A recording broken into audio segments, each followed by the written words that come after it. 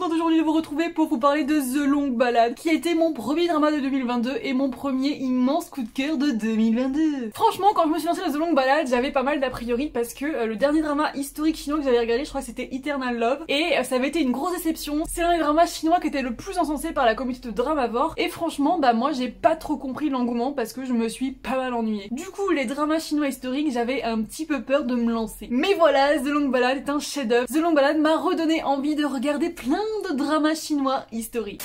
Ça raconte l'histoire d'une princesse forcée de fuir son propre palais afin de survivre à l'assassinat de ses deux parents par son oncle. Vous vous en doutez, éprise de vengeance, elle va décider de tout faire pour reconquérir son pays. Et je peux vous dire que tout au long de ces 49 épisodes, vous allez suivre l'épopée de cette incroyable princesse. On va tellement suivre ses aventures, tellement suivre ses galères. C'est vraiment un drama qui a un développement que j'ai adoré. J'adore quand tu commences une histoire à un point et que tu la termines à un autre et que les personnages ils ont vécu tellement de choses qu'ils ont beaucoup évolué, qui sont presque plus les mêmes qu'ils étaient au début, qu'ils ont énormément appris, énormément fait d'erreurs, mais qu'ils ont énormément grandi. Et franchement, The Long Ballad, c'est ce genre de drama. T'as un espèce de suspense qui te tient en haleine vraiment du début à la fin. Je sais que j'ai clairement enchaîné les épisodes, j'ai regardé le drama à mon avis en 2 semaines seulement, et il y a quand même 49 épisodes et j'ai quand même un travail à côté et j'ai quand même du taf, etc. Et non, vraiment, je l'ai littéralement dévoré. The Long Ballad, c'est une réalisation soignée, une photographie magnifique, des décors incroyables, des costumes sublimes et des musiques d'ambiance incroyable. Je tiens vraiment à souligner que vraiment j'ai eu des coups de cœur pour l'OST, pour la chanson du générique, vraiment c'est juste magnifique. On a la chance d'avoir une double romance les gars, parce que tu as un couple principal et un couple secondaire. J'étais aux anges.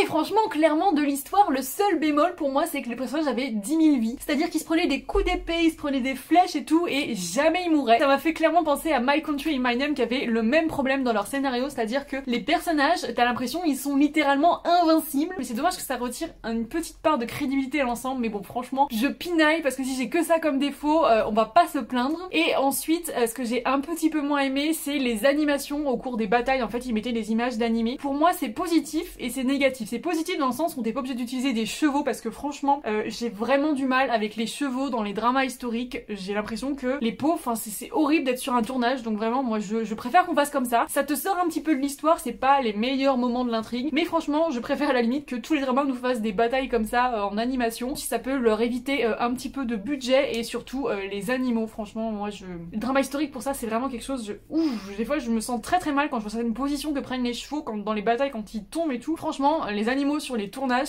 je sais pas trop comment ça se passe, mais à mon avis ça doit pas être très reluisant.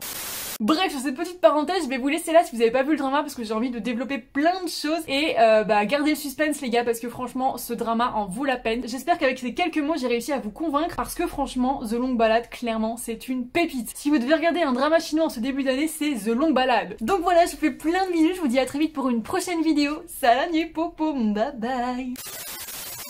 On est d'accord que si tu es encore là, c'est que tu as déjà vu le drama, parce que je vais spoiler de ouf. J'avais envie de parler plus en détail des romances. Donc déjà on a notre couple principal qui a une affection qui se construit vraiment au fil des épisodes. Leur amour est basé sur une confiance mutuelle et leur relation est vraiment belle, même si pour moi, ils n'ont aucune scène mémorable ensemble. Je sais pas comment expliquer, il y a plein de scènes avec les personnages séparément, etc. qui m'ont marqué, qui sont juste incroyables. Mais la romance principale, il n'y a pas vraiment pour moi de scènes qui sont vraiment mémorables. C'est vraiment pas le couple dont je me souviendrai pendant des années. Et pourtant, notre héros a une manière d'aimer l'héroïne qui est vraiment très belle. Il se sacrifie tellement de fois pour elle, il met tellement de choses de côté pour elle, il accepte tellement de choses. Mais je sais pas, le couple ensemble a une alchimie, certes, mais pour moi, c'est vraiment pas eux qui brillaient le plus à l'écran. Pour moi, c'est notre romance secondaire les gars, qui est une de mes romances secondaires préférées de tous les temps, c'est officiel. Et je parle évidemment de Leian et Hwado qui franchement crevaient l'écran à chacune de leur apparition. Vraiment, j'attendais leur moment avec impatience. Je trouvais que ce couple se construisait petit à petit d'une manière trop jolie, franchement. T'avais l'impression de base, ils pouvaient pas être ensemble, enfin vu comment lui il est dur, froid, etc. Et vu comment elle est toute douce et toute mignonne, enfin c'est vraiment les deux opposés, et franchement, oh là là là là là là, est-ce que ça se voit à quel point je suis enthousiaste.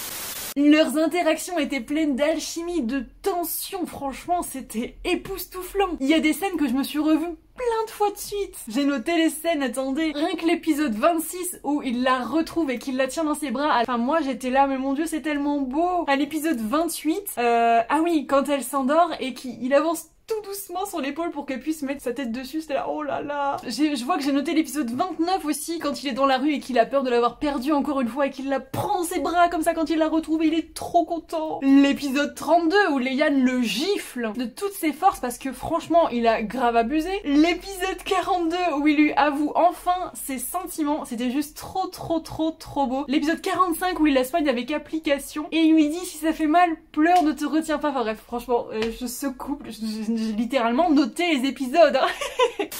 Franchement, je les ai trop aimés, rien que pour eux, je trouve que le drama il vaut le coup d'œil. Bref, passons au personnage. Notre héroïne, c'est clairement la définition même du courage. Je l'ai vraiment admirée pendant tout le drama. Elle fait des choix avec lesquels j'étais pas forcément d'accord, mais elle les fait toujours de bon cœur, elle les fait toujours parce qu'elle croit profondément en ce qu'elle veut. Et c'est une jeune femme qui a eu l'éducation qu'elle aurait dû avoir si elle était née prince, et ça lui donne tellement cette indépendance, cette force que les autres femmes ont pas forcément. Et franchement, c'est un personnage que j'ai beaucoup aimé. Son amoureux, Ashina-sun, quelle classe. Franchement, pourtant au début j'étais pas très convaincue par l'acteur, je le trouvais très stoïque, la manière dont il marchait et tout, j'étais là oulala, comment il va faire pour incarner ce personnage. Et au final je me suis tellement attachée à lui, je l'ai tellement aimé. Celui qu'on surnomme le dieu de la guerre est un personnage hyper charismatique, hyper intelligent. Et moi ce que j'ai préféré voir c'est ces moments de fragilité, ces moments où il craque, ces moments où il pète un câble. Enfin je repense à la scène où sa maman elle meurt. Et cette scène était juste époustouflante quand il pète un câble et qu'il tue tout le monde et qu'après il est tellement bouleversé. Enfin c'était magnifique et c'est à ce moment là que je me suis dit waouh, l'acteur il gère de ouf. Notre petite Leian, oh mon dieu, qu'est-ce que je l'ai aimée. Franchement, pour moi, je pense que c'est le personnage qui a eu l'évolution la plus spectaculaire au cours du drama. Elle passe d'une petite princesse timide, fragile, toute mignonne,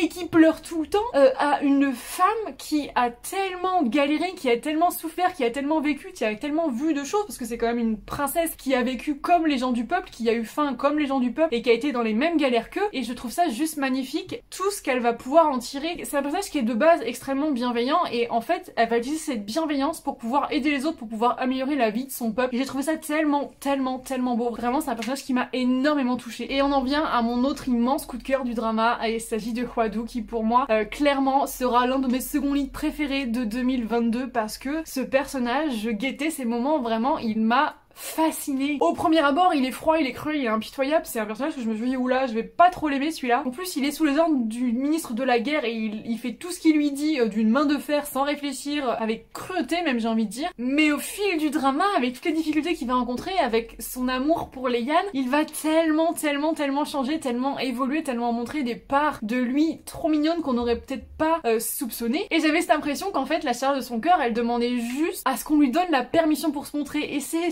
juste trop mignon. Enfin vraiment c'est vraiment ce genre de personnage où tu dois gratter les petites couches pour voir ce qu'il est vraiment dedans, et il m'a beaucoup touchée. Il m'a énormément fait mal au cœur aussi parce qu'il souffre quand même pas mal pendant tout le drama, et c'est un personnage qui s'efface sans arrêt, qui n'ose pas se mettre sur le devant de la scène, aussi bien dans la vraie vie qu'en amour, et franchement il m'a énormément touchée. Je suis tellement contente pour lui qu'il ait pu épouser l'amour de sa vie. Enfin franchement je suis contente. Et à noter que j'aimerais vraiment voir cet acteur dans un premier lead parce que franchement ce talent.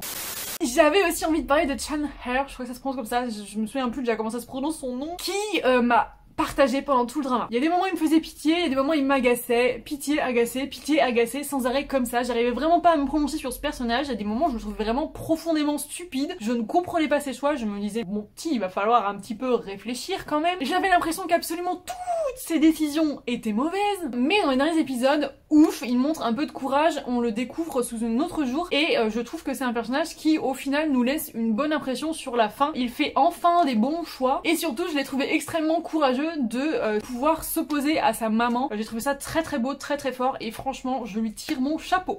L'empereur Tang est un personnage que j'ai trouvé énormément charismatique. Je l'aimais bien dès le début, j'étais là mais c'est pas possible. Il a l'air tellement gentil, tellement fiable, tellement juste. Comment est-ce qu'il a pu tuer tout ce monde comme ça? Et j'étais vraiment très contente qu'on apprenne enfin à comprendre pourquoi tout ça s'était passé, et surtout qu'on découvre qu'il avait pas tué la mère de notre héroïne et qu'il avait pas du tout l'intention de la tuer depuis le début. C'est un personnage qui se montre tour à tour courageux, patient, loyal et même miséricordieux, donc vraiment j'avais pas du tout envie de le détester. Et concluons sur la méchante, que franchement elle me sortait par le trou du nez, vraiment je n'en pouvais plus. Au début franchement je me suis dit tiens la pauvre et tout, je me mettais tellement à sa place, mais plus les épisodes avancent, plus tu te dis je veux qu'elle meure, je n'en peux plus.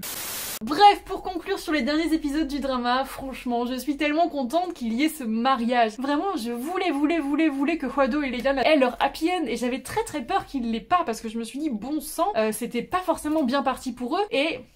ah là là, ils l'ont! Je suis contente aussi que notre héroïne ait pu se réconcilier avec son oncle. Et le moment où elle l'appelle justement deuxième oncle à la fin du drama quand il se quitte, j'étais là, amen, ça y est, on peut redémarrer sur des bonnes bases. J'ai trouvé ça très chouette parce qu'ils l'ont fait avec beaucoup de pudeur et en même temps très touchant. Enfin cette scène j'ai vraiment beaucoup aimé, je trouvais ça très beau.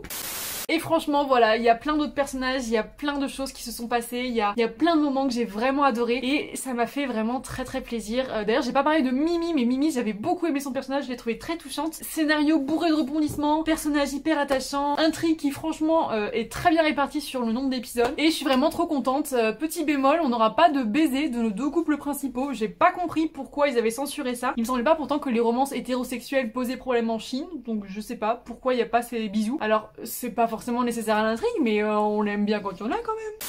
Donc voilà, n'hésitez pas à me dire en commentaire, vous, qu'est-ce que vous avez pensé de ce drama. Moi, je vous fais plein de bisous, je vous dis à très vite pour une prochaine vidéo. Salam et popo, bye bye.